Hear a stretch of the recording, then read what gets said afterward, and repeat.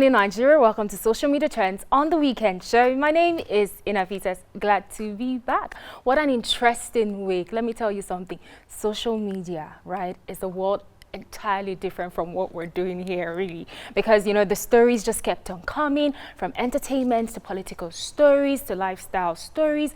The trends did not stop coming, and that is why I'm here to share some of those biggest trends with you. But first, we'll begin with the Armed Forces Remembrance Day that happened on the 15th of January. Now, Nigerians all around the world took out time to celebrate our fallen heroes, and thank them for their sacrifices and also their families. I mean, without them, you and I will not be experiencing the freedom and, the peace that we're experiencing today. Let's take a look at some of the tweets that trailed this celebration on the said day.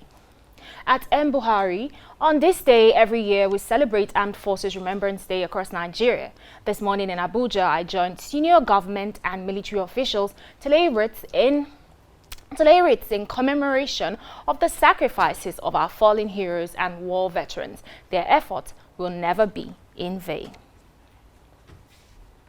At Atiku, as always, I remember our fallen heroes who gave their lives for our nation. I remain grateful and indebted for their service and sacrifice. My thoughts and prayers are with their families and friends. May their sacrifices never be in vain. At Mariama, we remember our fallen heroes who gave their lives in service so that we may live. Thank you for your courage and sacrifice. We celebrate those still serving. May God keep you safe. At Royal Tiusu, their armed forces, paradoxically, the very democracy which you live and die to protect is abdicating onto the path of chaos. Nonetheless, though lawless, we still stand as a nation today because of your sterling services, of which we are indebted. At Khalifa_NN, whenever Nigeria calls, no matter the danger or circumstances, you answer the call. Thank you all for your sacrifices. For our tomorrow, you all gave your today for us. It's a debt we can never repay. Remember our fallen heroes today and always.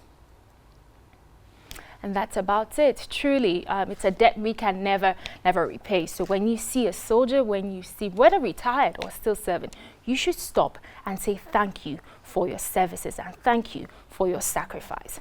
Again, this week, the Supreme Court nullified the elections that saw Emeka Idedioha, as the governor of Imo State, and granted Senator Hope Uzodinma, now Governor Hope Uzodinma, as the correct and rightful governor of that state. I mean, he's been sworn in already. So when the news broke, of course, it was a mix of emotions. We did see, people from the APC, well, party leaders from the APC, President Buhari, even the Senate president, congratulating Senator Governor Hope Uzodinma. And of course, we also know that members of the PDP did not find this judgment funny, and they're also crying for help and, saying the judiciary, the judgment, of course, is not a right one. And, as much as it was between APC and PDP, we also see some Nigerians who also had to weigh in the conversation. And we'll take a look at some of those tweets, from both sides.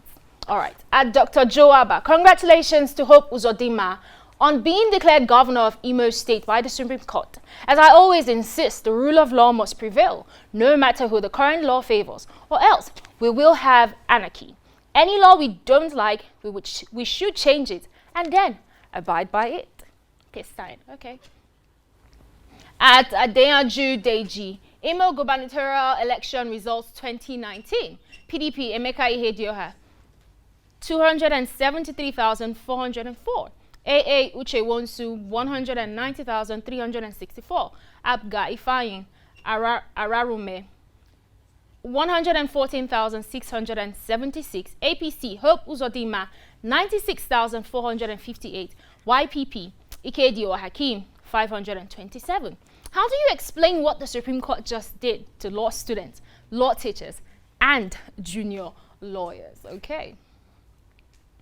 At Iconzi, the Supreme Court declared that the 236,600 votes due to Senator Uzodinma was unlawfully excluded from the 318 polling units and be added to his vote. APC Hope Uzodinma 96,458 plus 236,600 votes equals 333,058 votes. Now, leaving PDP's Idedioha with 273,404 votes. So, I guess George is explaining the maths for Deji. All right, moving on. At Ibrahim TVC News, it's really much more like a magic to your faith. It's been known for a long time that this election victory might be upturned. We'll see what happens. And at Gafar 2015, Imo people make una no worry. Senator Hope will also make a good governor.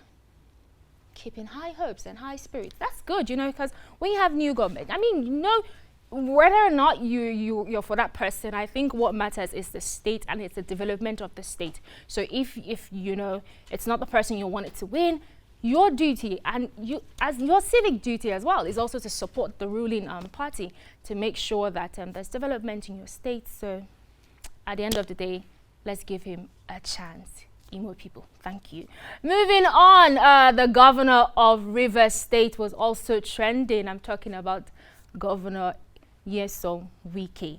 People have been calling him Savage Wike. Why are they calling him Savage Wike? So during a meeting with traditional rulers and chiefs, you know, the governor was addressing the fact that some of these leaders and these chiefs and kings, you know, would come to these meetings without their staff of office. And to him, he felt, you know, that is not what it's supposed to be.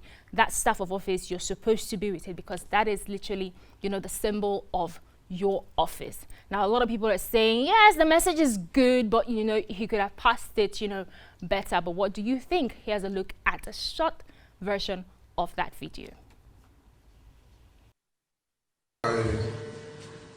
Read my speech. I'll declare this 112 quarterly meeting open. I just want to ask, how many of the traditional rulers came with their staff of office? Can they stand with their staff of office?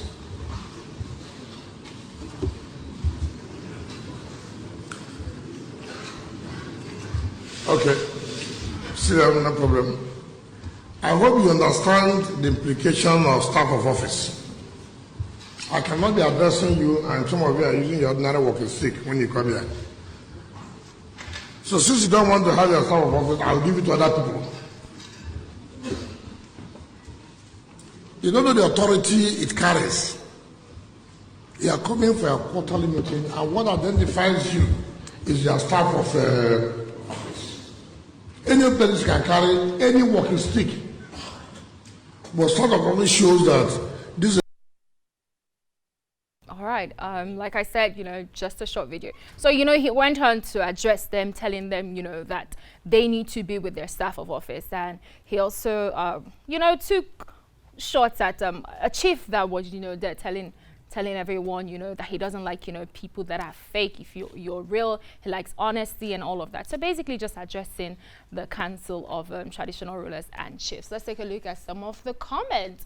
Irene_creamy. If you don't know anything about tradition, don't come here and comment trash. They're supposed to come with their staff of office, which they didn't. Okay.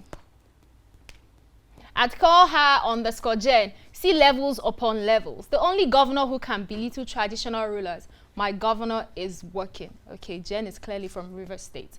At Kishi_Kisha, imagine going for a serious meeting. Someone is addressing walking stick for 10 minutes that affect the agenda of the meeting. Oga, deal with weightier matters.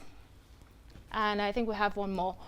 Olu Barclays, very disrespectful. That stool of traditional rulers ought to be respected by the governor. You don't address an Oba that way, mister, regardless of age difference. Once he is a king, you have got to respect that stool. Okay, Wiki, I guess You didn't do well with this one. All right, let's move on to another story. But clearly, you know, people are now, you know, with that story. Before I move on to the last story, people are, you know, saying, would this happen, you know, in the Yoruba land? You know, would this happen with the Yoruba, a governor, you know, in the Western region, you know, address, you know, a Yoruba king this way, and you know, so there's been some sort of comparison, but I'm sure it's going to fade, die down soon. Moving on, so this week, Davido and Peruzzi were trending for alleged record label fraud. So Peruzzi was allegedly signed to Golden Boy Entertainment. Now the record label, you know, helped him with his career when he was starting, to the point, you know, that he got recognized by Davido. Now he went to meet Davido. Everything allegedly, okay? Now, during a meeting with Davido, he allegedly said, you know, he wasn't signed to any record label, and so he got to join DMW. Now, a Twitter user who goes by the handle King Patrick GB, you know, who says he's the owner of Golden Boy Entertainment, is calling both Peruzzi and Davido out, you know, saying that they owe him royalties and credit, because technically Peruzzi is still signed to Golden Boy Entertainment. So there was back and forth, you know, between this person, King Patrick GB, and Davido and Peruzzi. Now he also leaked videos and Instagram, you know, direct messages between him and Davido, you know, going back and forth about Peruzzi and Peruzzi's contract, where, you know, in that chat we see Davido saying that Peruzzi is not signed to DMW. And also we also hear in a video audio clip that he leaked, you know, he also explains to us that there was a meeting that was set up, you know, to try and see if they could solve the problems amicably, but you know, Peruzzi went on to threaten him.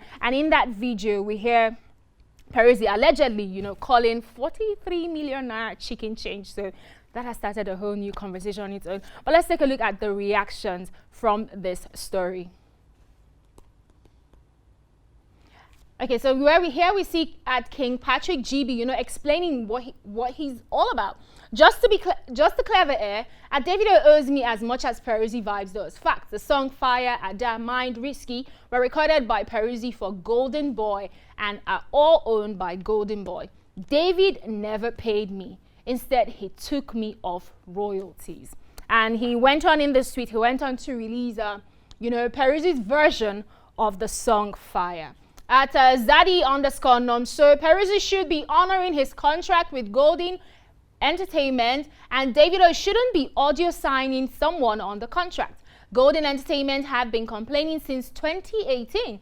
This case has to be settled peacefully. Stop biting the finger that fed you. At Who Is Healed? No wonder now when the boy the hunger. I was wondering Davido ever hungry, so it was Peruzzi. Okay, some people just like to make light, you know, of these serious situations on Twitter. That's the beautiful thing about Twitter. Let's move on to the next tweet, please. At Shale_OJ, no wonder Peruzzi tweeted that he wrote at least half of the songs that were topping charts in the country in 2018. He wrote them for Davido. Very true. Now it makes sense. Idedioha_Adereti. People like Peruzzi are the ones making it hard for upcoming artists to get the help they need to make it in music industry. Everyone is now scared of helping upcomings because they never know which one will turn out to be an ingrate. It's sad seeing helpers regretting they helped. At Tife_Fabumi,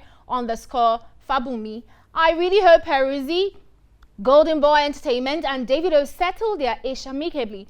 Nobody actually loves to be cheated or feel cheated. Peruzzi said 43 million naira is chicken change. Oluwa when? When, Baba me? Me too. When? You know, say, oh, I'll give it to you. I mean, it's nothing. But yeah, that isn't much I can take on social media trends. I hope you've enjoyed the segment of the show. You can tweet at us, follow us on all our social media platforms at WeekendShowNG. And you can hit me up on Instagram, @Inna_Peters. Thank you so much for hanging in there with me. I'm going to be leaving you with the video of the week. Look, I cannot even explain this video, so you have to see for yourself and do laugh and share it with someone else. Don't go anywhere because the show continues. Political segment coming right up. Once again, my name is Inafises. I'll see you next week.